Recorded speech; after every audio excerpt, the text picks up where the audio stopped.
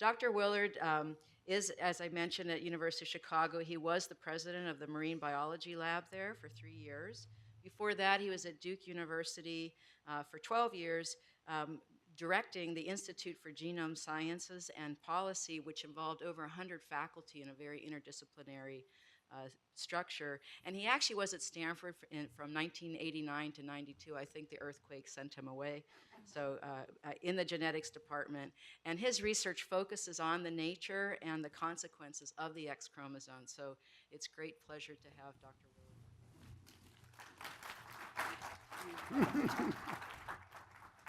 Thank you, Marcia, and thank you, Mark, for the invitation. It's great to be back on campus, although 25 years is a long time. And it's one of those places you drive around and say, I know I've been here, it should look the same. And it doesn't look the same, which is good news for Stanford. So anyway, it's great to be back and great to be part of this symposium. And I have now written a memo to myself to never agree to follow Janine in one of these. So now for something very, very different. Not different in terms of being irrelevant, but a very different viewpoint on the question that we're addressing today. And I've purposefully focused my comments on the biological question of sex and the impact and influence of sex and what that may mean, recognizing that that's only part of the entire equation, which we'll all fill in by the end of the afternoon and go forward. So my starting point is this one. I was on the, what then the IOM, now called the National Academy of Medicine, the IOM committee that in 2001 published this book on exploring the biological contributions to human health and to sex matter. I think we spent about 2 hours debating that title, as it was. And as part of that, and certainly was in my notes from those series of meetings, came this framework, which is lying at the bottom. And obviously, my own work and my comments this morning are going to be very much towards the left of the slide. I almost said the 5' end, but that's only for the geneticists in the room. In order to address that, as Janine said, that is the most fundamental question that one might want to start with. Regardless of how many more layers one puts on top of that, it does start with this very question of, from the genetic perspective and the genome perspective, male, female, two sexes, what do we learn from that, and what's the impact of that as we go forward. I must say I've been involved in this work since I was an undergraduate. This led my mother to observe for many years that I never finish anything that I start. But it also means this is the kind of a question that does not lend itself to simple answers. It doesn't lend itself to simple experiments. It doesn't lend itself to simple concepts. And I suspect these are questions that are going to last a lifetime and more for me or for any of us or for the students, whoever was teaching the freshmen here, whom I applaud, but nonetheless. So these are very sticky questions. So I want to focus on 2 points in my time this morning. One is to discuss X inactivation, that process that was alluded to previously, and how it helps us identify sexually dimorphic genes and their potential effects or influences. And then I will pivot in the second part of my comments to look at to explore the genomic contribution to phenotypic sex differences in biology and medicine, because that's really where ultimately one would like to get, although there are obviously many chewy questions at the very mechanistic end, and they both go hand in glove as we go forward. Now, there haven't always been sexually dimorphic genomes, of course. Not all species have sexually dimorphic genomes, but they do date back probably 300 or 400 million years when genetic control of sex determination emerged in contradistinction to environmental forms of sex determination. So the XY chromosome system, which we're comfortable with, the ZW system that are seen in turtles and other in birds. Nonetheless, setting up the fact that in the genome resides different forms which lead to either the male sex or the female sex. That has led then over evolutionary time to the need for, or at least the perceived selective benefits of, what's called dosage compensation for the poor sex that doesn't have the same chromosomes as the other sex. Which in our case are for females that have 2 X chromosomes as opposed to males who have 1 X chromosome, and that need, or the possible benefits of needing to equate the dosage, the different dosage of those two in the two sexes. It turns out that it's a very simple proposal to have put forward. Theoretically, it was raised long before there were any experimental data on this point, and yet it's been a very, very difficult question to tackle, and yet I think a critical question to tackle, both in terms of the underlying basic, is that what you called it? The basic questions of how the hell it all works, but more from the standpoint of saying, of that 1,200 or 2,000 genes that are on the X chromosome, how many of them actually matter? Theoretically, one would argue it's probably more than one. But in fact, we don't have very much data that tell us it's more than one. Or is it all 2,000? It's not all 2,000. I probably agree it's not one. And so that leaves a fair bit of space in between for how many genes does it actually matter that in our species we have dosage compensation? And what is the impact of either having it, not having it, only partially having it, et cetera?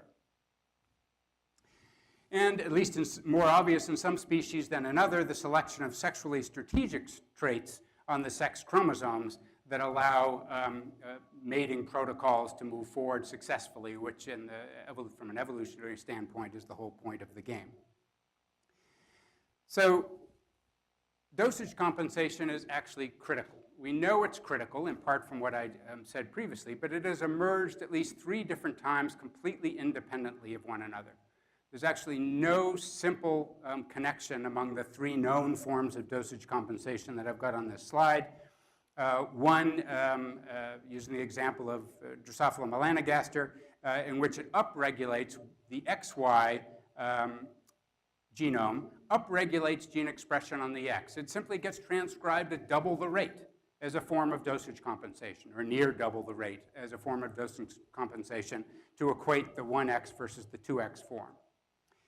In worms, in earthworms and C. elegans as shown there, in the hermaphrodite, the XX hermaphrodite, it actually does the opposite. It simply downregulates the 2X's in that form so that they just go a little more slowly. They only get transcribed at about half the rate, and so you therefore equate the overall level of transcript and presumably the proteins that emerge from that between the XX form and the X form of the species.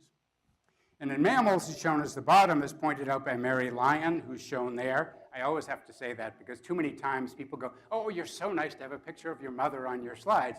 And it's not a picture of at least not my real mother, my biological mother, perhaps, my career mother, perhaps, Mary Lyon shown here, who in her work on mice back in the early 1960s intuited a very different form of dosage compensation, in which first there was a choice between one or the other of the X's in female cells, and then an inactivation, not an upregulation, not a downregulation in terms of only being 50%, but actually inactivating one of the X or the other of the X's, thus presumably leading to dosage compensation and equivalence, although I'll point out where that's not true, between the XX and the XY forms.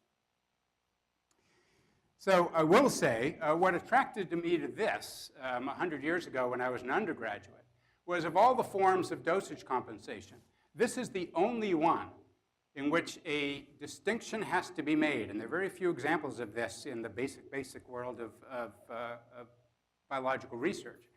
There are very few examples in which the 2X chromosomes have to be treated differently within the same nucleus, right? So in flies, it's 1X chromosome, it gets treated a certain way. In worms, there's 2X chromosomes, they both get treated the same way. But there had to be a fundamentally different mechanism in mammals because the 2X chromosomes get treated differently and they're sitting cheek by jowl in the nucleus. So what happens? It has to be a fundamentally different mechanism. And as most undergraduates do at some point, at least those of us who ended up going into the research world or the medical world or both, you sit there and go, huh, how the heck does that work? And when you go to your professor and you ask the question and he or she is smart enough to say, we have no idea, why don't you figure it out? So hence 40 years of work on that particular question. So that I owe that to Mary Lyon and to that really smart professor. So here's X inactivation in one slide. The silencing of genes on the X, 160 megabases of DNA in our X chromosome, about, I say 1,200 genes. Those are the protein coding genes. There's probably another 500 or 600 RNA product genes on the chromosome as well. It's a form of chromosome scale gene regulation. That doesn't mean that the individual genes aren't, of course, regulated. They are. All genes are regulated in terms of their expression.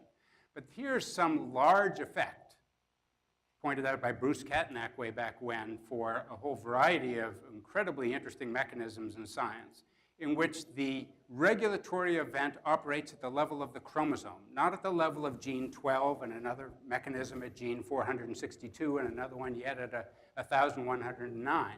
But the chromosome, just because a gene lives on the chromosome, it undergoes that form of regulation. That was another one that I found to be fascinating, and we now see many, many examples of that. The more we learn about the genome, the more we learn about the packaging of the genome, both in health and disease, both in normal cells, germ cells, somatic cells, and cancer cells. All of that, there are chromosome level or regional effects that we see as opposed to effects that occur at just a single gene. It requires a locus, still not quite understood very well, the X inactivation center, proposed by Mary Lyon back in the 1960s. About 22 years ago, I guess, we began to gain some insight into that by finding within the region that had been identified as housing the X inactivation center a gene called EXIST, which is an RNA coding gene, not a protein coding gene. It was one of the first two what are now called long RNA coding genes, long non-coding RNA genes. And it's the RNA product of the EXIST gene, which is absolutely required for X inactivation to occur. But as the earlier question pointed out, not all of the 1,200 genes on the X chromosome undergo X inactivation. Some of the genes escape, which means that they do not get dosage compensated, and that raises very interesting questions about sex biology and the differences between the sexes. So these two steps, first that choice between the left or the right hand of the X chromosome, it's the one that expresses the non-coding EXIST gene. The EXIST RNA product then oozes out from that. That's the highly technical term, but that's pretty much our understanding of that within the nucleus. The RNA product oozes out from that locus, spreads up and down the X chromosome, and that leads to fundamental changes in the organization of the chromosome, the expression of the chromosome, and the impact on many, if not all, at some level of the 1,200 genes up and down that chromosome. Now, the choice part is actually pretty critical, and quite critical for human biology and female biology in particular.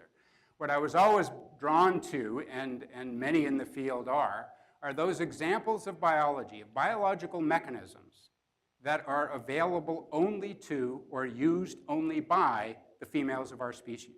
So fundamental differences between female biology and male biology. And this is one of them. Because of that choice between one X or the other X, so that females are a mosaic.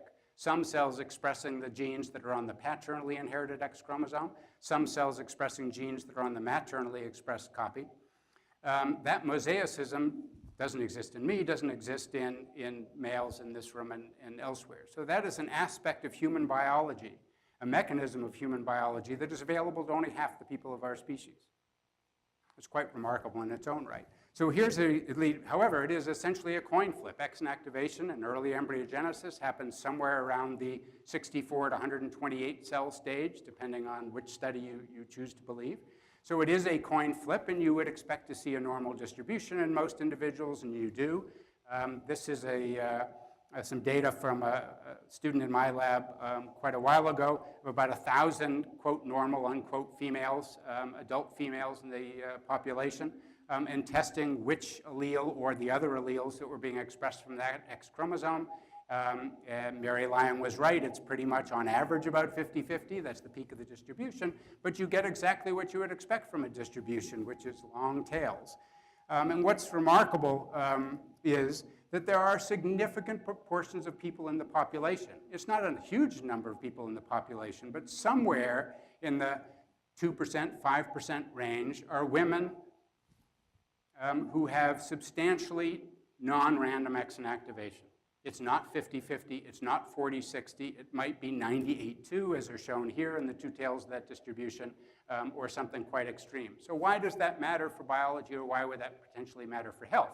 It does, because what that says is that the evolutionary value, presumably the evolutionary driver of a random choice for mammalian X inactivation, which was to allow the female to avail herself of alleles on both of the X chromosomes. Because if you just pick one, or if you just pick the other, that's an evolutionarily risky strategy, because you're locking in on certain alleles that that individual has inherited, and you never get to see the alleles that you inherited from the other parent, right?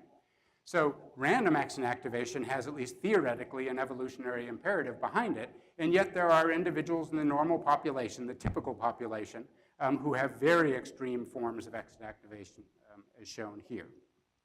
Something that we would love to have be recognized for X-linked traits in medicine. We're not there yet. So just 2 points to structure, to summarize here. So how do we know about all of this? These are experiments that carry out, they're perfect experiments. I'm a human geneticist by training. And these are experiments that can be carried out only in the human. There are parallel experiments that go on in mouse and in other model organisms. The details do not track. Human is very different. So for all the mouse studies, which from the basic perspective are incredibly important and very informative, they actually, in this case, do not tell us about the details and do not predict very well the details of the human biology. So here's something that I've spent much of my career chasing after, which are examples of genetics, examples of biology that simply have to be studied or can best be studied in the human. And this, I think, is one of them. That makes it harder. It's job security, if I view it from another perspective. It makes it harder, and it'll take longer to get to the answers. But when we get the answers, we'll be able to move much more quickly into having it relevant to healthcare, as opposed to saying, we have finally figured out why a female mouse is different from a male mouse. There's going to be a long road to travel before that's going to matter in human healthcare. So this non-coding exist RNA, which oozes out from that locus on the inactive X chromosome within the nucleus, and you get monoallelic gene expression from the other X chromosome that doesn't get exist RNA coding up and down that chromosome. An accident of nature, the perfect human experiment shown at the bottom here. There are individuals, rare, but there are individuals who have deletions of the X chromosome, females, who have lost the bottom part of the X chromosome in this particular cartoon. They do not carry a copy of the exist gene. They do not carry a copy of the X inactivation center. So you would predict then that X inactivation should not occur, and in fact it doesn't occur, and you get biallelic gene expression from the genes that are located from that chromosome. In terms of clinical perspective, these patients, these very rare patients, are the evidence that says why X inactivation is important. These females are not normal. They don't survive very long. They're very, very rare, which suggests that probably a larger number are failing to survive pregnancy or even shortly after conception. So the biallelic expression, it is not consistent with normal female development to have biallelic gene expression of at least a significant portion of genes from the X chromosome. And the key question is, well, what are the most important genes? This says half of the chromosome is bad. Are there other cases where it's less than half or quarter? How can we do those experiments? In mice, we'd know how to go ahead and work on that in the laboratory in order to test that. But as I said, mouse X inactivation, human X inactivation are actually quite different. But this is why we, in fact, why you, females, need X inactivation. So as I said before, not all genes undergo X inactivation. So what determines whether a given gene or a part of that chromosome, the region of that chromosome, is either subject or escapes inactivation? That's been a question that has dominated the field for the better part now of 30 or 40 years. And then what are the genomic or epigenetic consequences or tags of the chromosome that determine that, or the evolutionary context that determines that? Or is it just random? I mean, you could imagine all kinds of scenarios that would explain why some genes are subject to inactivation and other genes escape inactivation. So here's the answer. And there's a paper that was just published in this week's Nature. And I've shown a couple of slides. I was not involved in this work, but I was involved as sort of the old guy in the field. So there was a lot of back and forth during the carrying out of the experiments of this, carried out by Taro Kukyanen and the GTEC consortium, which is a large consortium, international consortium to look at gene expression patterns in different tissues in the body, which is critical for this and many, many other questions. So fortunately from my perspective, the data that they obtained extend, but were completely consistent with data which some students and postdocs in my laboratory reported 12 years previously. When you get to my age, this is what it comes down to. You live in fear of having somebody in the new age had do experiments and kind of go, well, in contrast to those people 12 years ago, we find something very different. In this case, it's pretty much identical. So this is about 800 genes on the X chromosome, so 800 out of the 1,200 genes that could be assayed in all of the tissues that were being looked at in this study. About 60% of genes, only 60% of genes on the X chromosome undergo X chromosome inactivation and are completely silenced from the inactive X chromosome. Mary Lyon would not have predicted that. I'm not sure very many people would have predicted that, myself included, up until recently. When they are inactive, they are inactive. They're being expressed at in some cases less than 1 in 100,000th to the level of what's on the active X chromosome. So they are just simply dead off, as it were. There's another set of genes shown here in orange where you get variable expression. So either variable between tissues or variable between different women in the population, different females in the population. Sometimes they're subject to an activation, sometimes they escape an activation. As a geneticist, that's fascinating. Is that under genetic control, or is that itself a stochastic process somewhere just during early development of different females in the population? That question hasn't been addressed. This paper that's cited here goes through some of the tissue ones. And then somewhere between 15 and 25% of genes escape an activation. Almost 25% of genes on the inactive X chromosome don't get inactivated. They escape inactivation in females. So that goes to the point that you don't need every gene on the X chromosome to undergo dosage compensation. It's just some of the genes on the X chromosome that presumably need to undergo X inactivation. So I'll give you a minute to look at this. No. So this also comes from that paper. This is all 800 genes in 29 human tissues, 29 female human tissues. Starting at the upper left, that's the tip of the short arm of the chromosome, and this is the tip of the long arm of the chromosome. So gene number 1 all the way down to gene number 18, 29 tissues, where there are allelic differences. So missing data means that they're homozygous, so you can't actually tell. But if they're heterozygous, then you can tell which allele is being expressed in a tissue or not, or both. The take-home lesson from this slide is that it's colorful, okay? The reason is here. If there were identical gene expression, so there was no bias, if there was no sex bias between males and females, this whole slide would be white. It isn't white. There's blues and dark reds everywhere. Sex bias gene expression from the X chromosome is a rule. Doesn't apply everywhere, but it's not an exception. It is the rule. In the blue in the upper left, the blue in the upper left is the pseudoautosomal region, which have gene copies on the Y chromosome, gene copies on the X chromosome. Those would have been predicted to have been identical between the sexes, because that's the whole point of dosage compensation. They're heavily biased to the males. That's one of the newest findings from this, quite remarkable.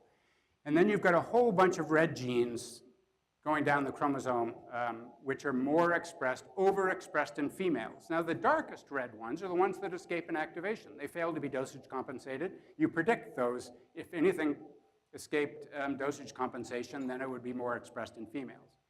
The average here, however, is for so many genes, the average is about 30% overexpression, somewhere between 30 and 50% overexpression in females compared to males for a large, large number of genes. So dosage compensation is at best incomplete for the chromosome as a chromosome-wide phenomenon for those genes that show some expression.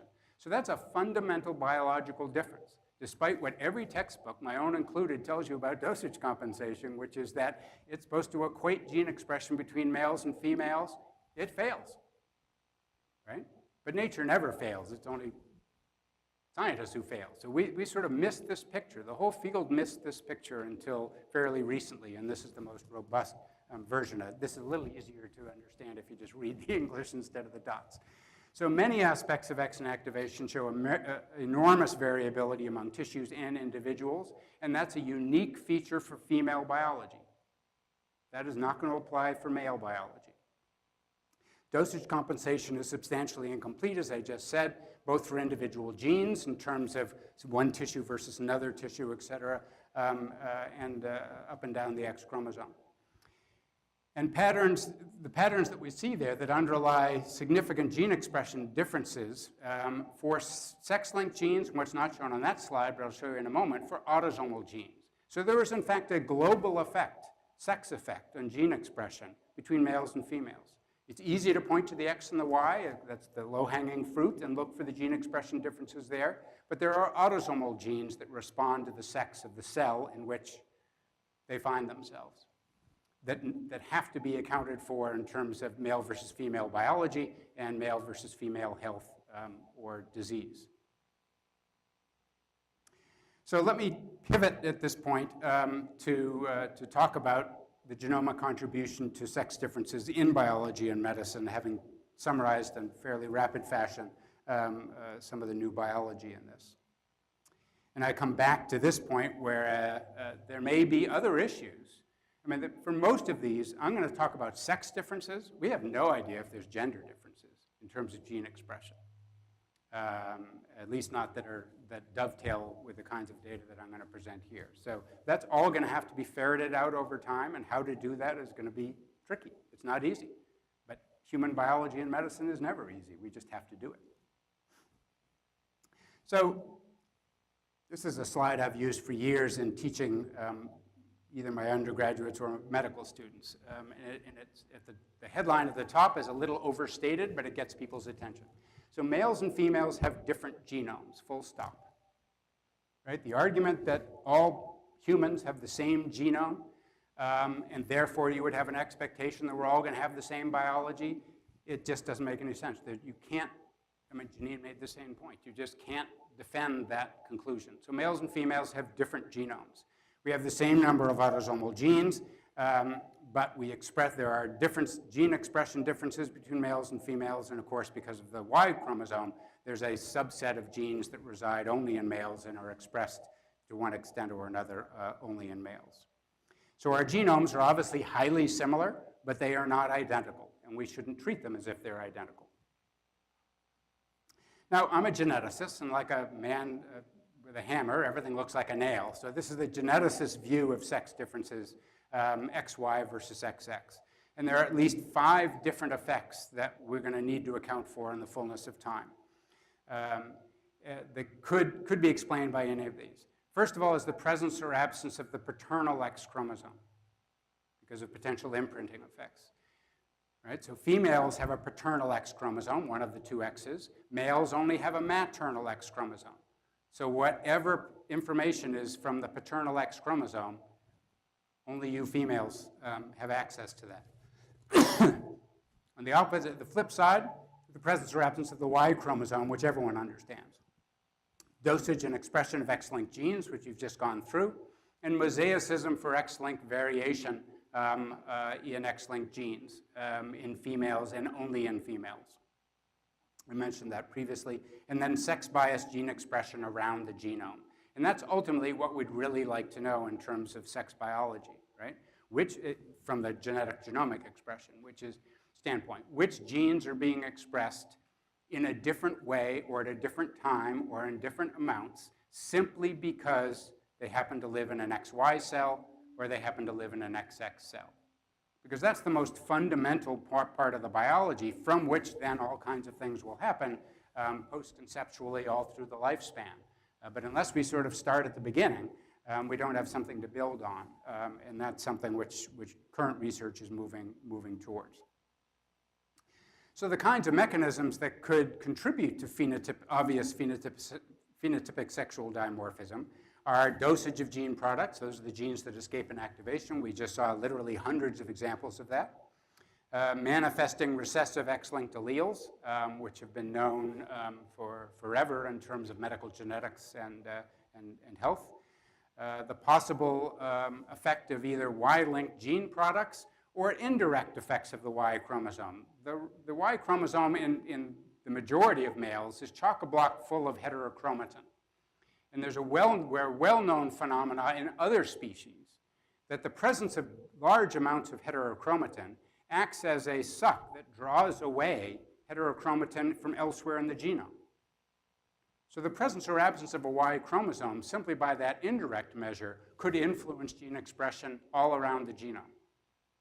And that makes certain predictions. Imagine if you had 2 Y chromosomes, 3 Y chromosomes, 4 Y chromosomes. Could you detect those kinds of effects going forward? So a number of different mechanisms that one might take a look at and want to study as we go forward.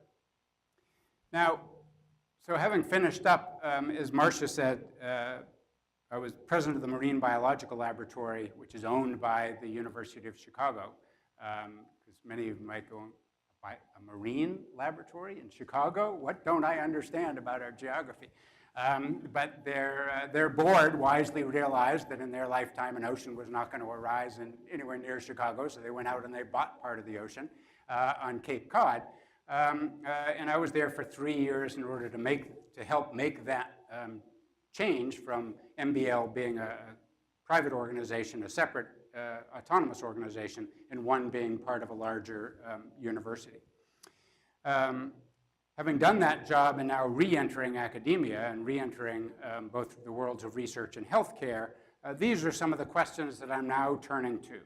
Having spent 30 years prior to that on the basic questions of X inactivation, now coming back and addressing many of the questions that are being discussed in this symposium. So how does it make a difference? How does it impact or influence or cause many of the phenotypic sexual dimorphic effects that we see either in male-female health or male-female disease? So there are a large number of large-scale studies of gene expression and clinical phenotypes in males and females in order to address genome-wide or X-linked or Y-linked chromosome effects. Large numbers of growing numbers of very large biobanks collecting samples from hundreds of thousands of individuals in different places around the world, combining the genomic data from those biobanks along with extensive electronic health record data. It's sort of the first stab that one would take in order to ferret out the number of sexually dimorphic traits or codes that are found in the electronic health record and trying to make sense of that in terms of underlying genomic data. The DECODE project in Iceland is one of the best known, very private. The UK Biobank with about 500,000 samples in the UK, decidedly not private, much to their incredible credit. They've made all of those data available online, and there's just this massive uptick in research studies that are going on of this type, not all related to sexual dimorphism, but anything concerning genetics in the electronic health record because of the biobank samples. And then a project that I've been involved in increasingly at Geisinger, which is a health system in central Pennsylvania, but is increasingly reaching out to patients who are outside of central PA, called MyCode, in which they have consented what is now approaching 200,000 patients who provide DNA samples, and they have many of them up to 20 years of longitudinal electronic health record data, which allows the same kind of question. So I want to discuss, I'll briefly comment on that, and then I want to discuss this one, which are more experiments of nature, which we can see in the human situation, the nature and frequency of clinical phenotypes in those patients who present with sex chromosome aneuploidy. They're quite common. They're much more common than most genetic diseases that people call common genetic diseases, about 1 in 500 overall in the population, the newborn population. And this will allow us, I think, in time to distinguish the question which is being addressed in mice, but now needs to be addressed in human. Are the differences that we see between males and females because of the sex, male, female, or because of the genome, the male genome and the female genome, or a little bit of both? That's a fundamental, critical question, and I don't believe anyone who says they've answered that in humans yet, at least not to my satisfaction. So a paper that was published a few years ago earlier from the GTEC consortium is the largest study that I'm aware of studies of sex-biased gene expression. The 29 tissues I alluded to previously, 175 individuals, tested the expression of 32,000 genes. 135 genes in the genome. It's not a tiny number, but it's not a huge percent of 32,000, of course. 135 genes that are sex-biased in all tissues, 29 tissues, all tissues. And another 750 genes about that showed tissue-specific sex bias. So there was at least, I think, 5, they said 5 tissues as the standard here. So sex bias in at least 5 tissues. So that's a lot of sex bias for genes that a priori many people for a long, long time would pay no attention to and never even imagine that there could be sex bias. So I'm going to unpack this slide a little bit. You can find it in this paper, but it's actually critical. Divided into 2 sections. These are the genes that are overexpressed in males, and this is now the 135 genes that are show sex bias in all tissues. Okay? These are overexpressed in males. These are overexpressed in females. On the male side, positive control, Y chromosome genes, right? You expect those to be overexpressed or only expressed, depending on the nature of the gene, in the gene family in males, and that's exactly what you see. You see many of the yellow ones are pseudo-autosomal genes, the ones that have a copy both on the X and the Y. You wouldn't necessarily expect, if dosage compensation worked, quote unquote, worked the way we were all taught, you would expect that because of dosage compensation, those would have identical gene expression on males and females. That's not true. They're far more, there's 1 or 2 on this side, but most of them are on the male side. That says, if you think about it, that the Y chromosome version of those genes, even though it is identical in sequence to the X chromosome version, that's the definition of a pseudo-autosomal gene, the Y chromosome version is being overexpressed relative to the X chromosome version. Not hugely, although some of them, these are close to a 2-fold difference in expression. These are the log 2 on the axis. So that's still a pretty significant difference depending on it. Now, what David Page referred to, Janine mentioned this. So one of those genes that is coded red here on the Y chromosome is a ribosomal protein gene, which has a copy on the X and a copy on the Y, and those copies are different. My memory is there's only 1 or 2 or 3 amino acids different between these 2 versions of, quote, the same gene. So that raises the possibility. David and I talked about this 20 years ago, and David's bit of advice to me was, run now. Don't go after this. Just run now.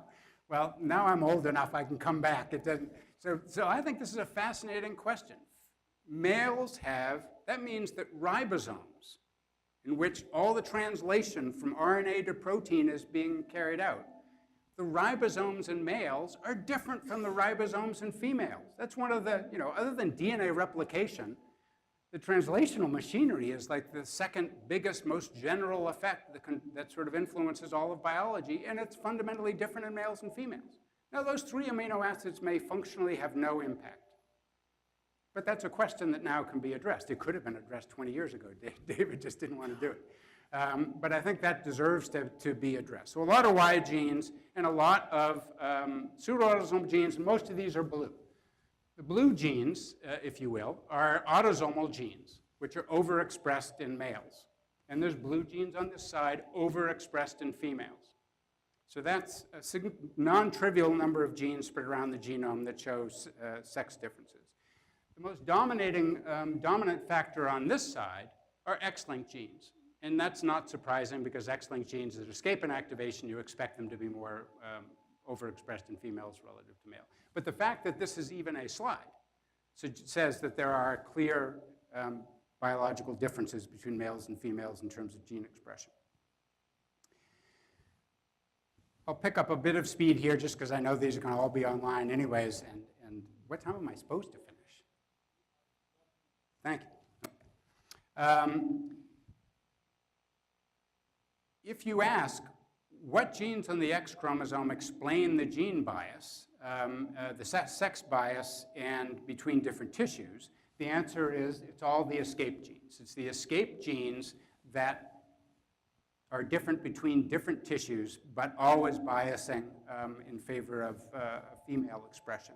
That's perhaps not hugely surprising given the nature of what escape is, but it's pretty dominant.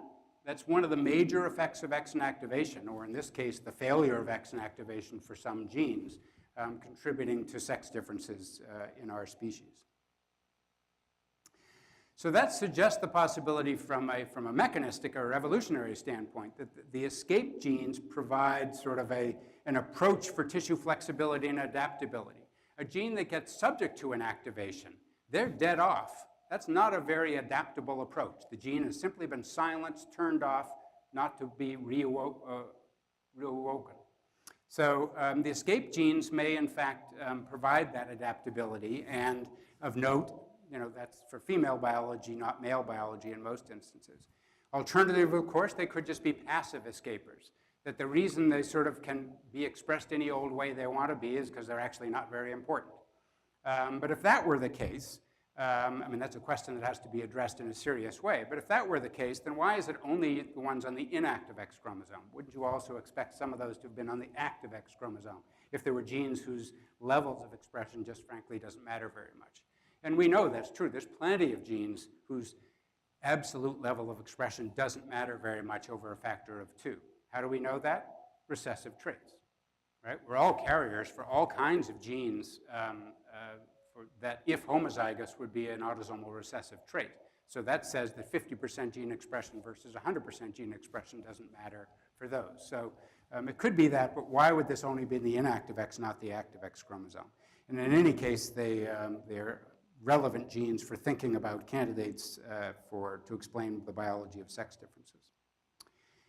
Now, as Janine showed, and I'll zip through this, there's all kinds of examples of phenotypic differences, well-known differences between, I call it sexual dimorphism here, but it could be gender dimorphism because those haven't been separated out. There's plenty of these examples, those that are more common in males, others that are more common in females.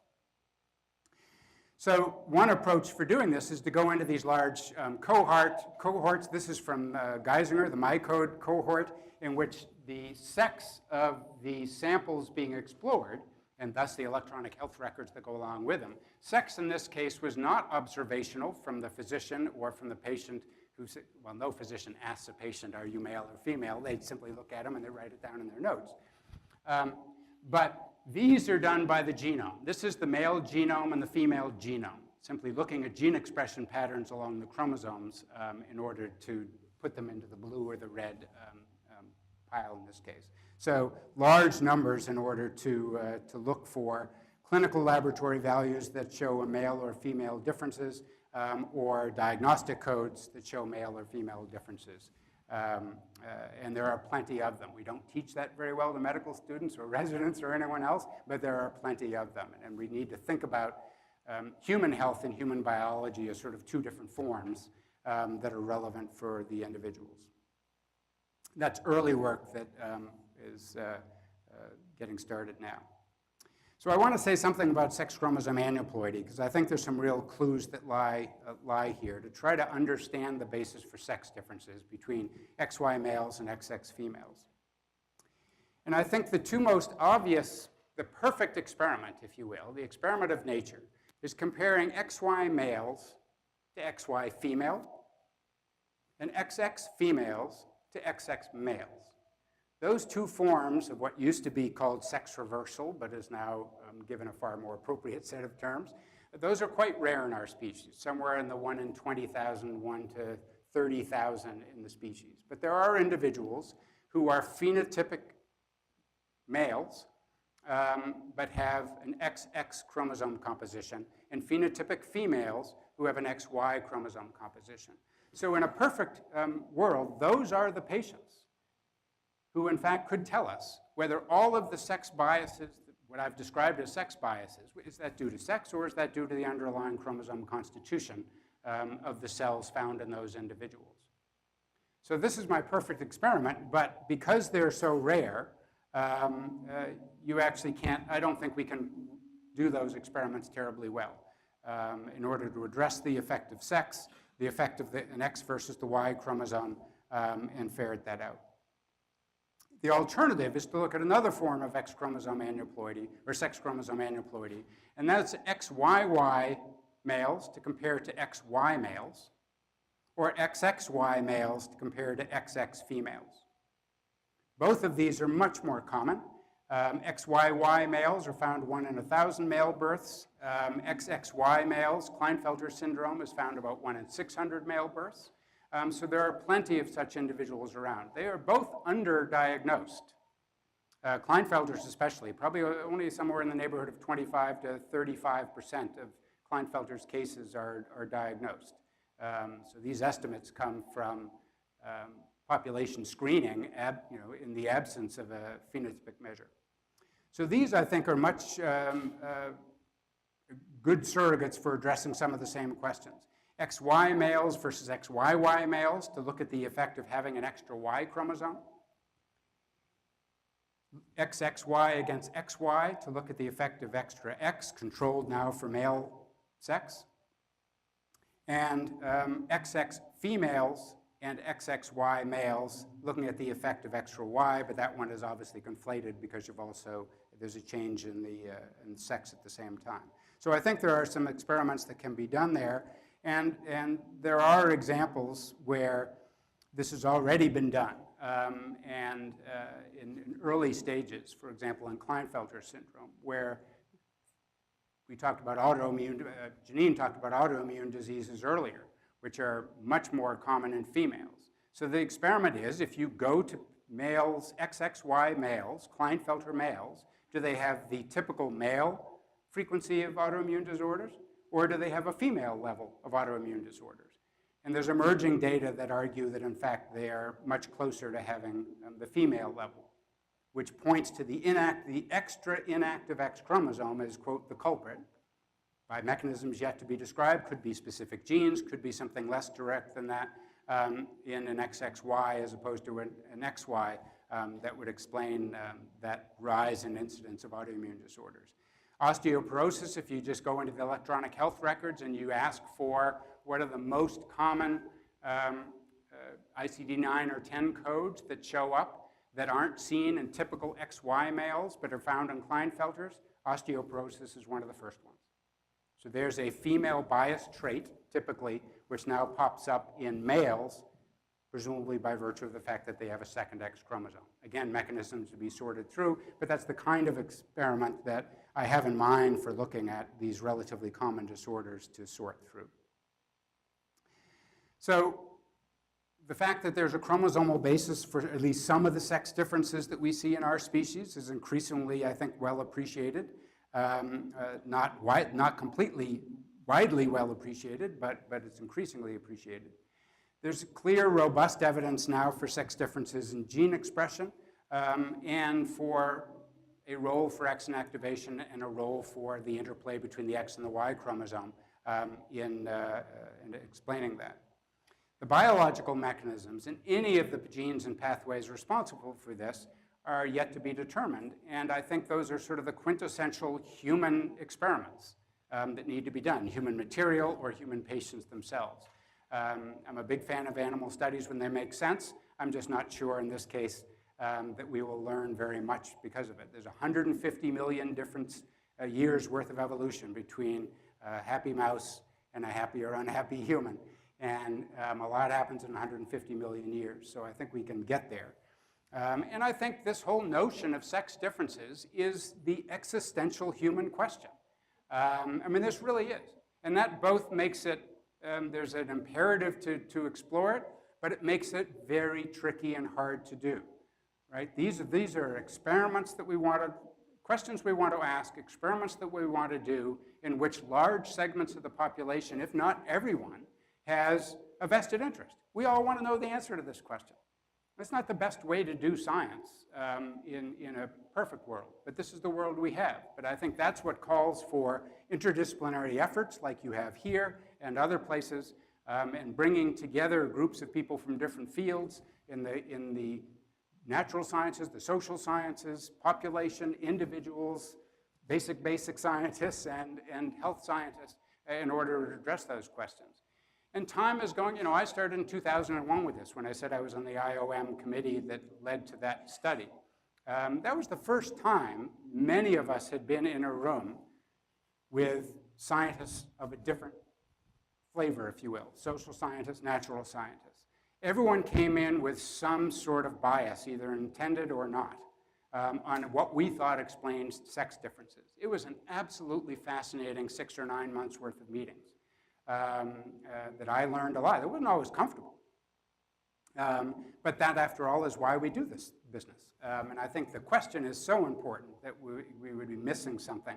And I'm delighted to see that the NIH has come to this, even though here we are 16 years down the path from that IOM report. But there's job security. So I come back to this just to repeat the fact that obviously I've focused almost all my comments down here. And I look forward to the rest of the day when we can blend across the full spectrum here and come up with some at least consensus of what we don't know, if not a consensus of what we do know. And then I just want to acknowledge what, this is, in my case, the work has gone and through a lot of places with different shades of blue and red that I've spent much of my career at. And now we'll be moving to Geisinger starting in January. In order to address the issues of both science and the accompanying policy, which is something that I think can best be done from a situation in Washington, as opposed to Central PA. I love Central PA, but that's probably not where one wants to lead those efforts. So we'll be mounting a group in Washington, D.C., and the work I provided that I started there, Matt Ugins is a postdoc who was carrying out much of that work. And I may have to start adding Y into my go to states that allow one more letter on my license plates as we go forward. So I'll stop there. Thank you.